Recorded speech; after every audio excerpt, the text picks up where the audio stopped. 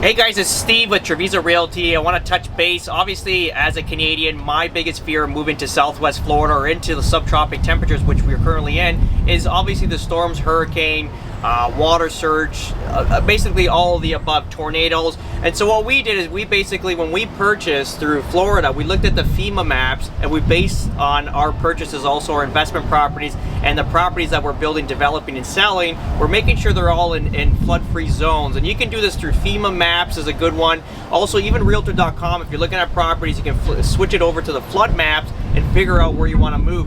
And you know, we've had 2 hurricanes this year. Again, I'm Canadian, so like 50-kilometer winds is a big deal. We had over 200-kilometer winds when we just faced through Milton. So Helene obviously missed us, went north, so that was fine. We had some strong winds, but nothing crazy. One of our trees got tipped over. During Milton, obviously it was more of an intense storm compared to Helene, but we're all good. I mean, we're in a flood-free zone, which is great. Our houses are built up to code standards right now, so they'll face about 160-mile-per-hour winds. We had shutters on our windows because we didn't have impact glass installed. That was just a material issue when we did purchase in 2022, and that's pretty much it. I think when you're looking to purchase out here in Southwest Florida, you want to make sure you're making a strategic decision. Number 1, to protect your family during the storms. Number 2, you want to make sure your investment's protected also.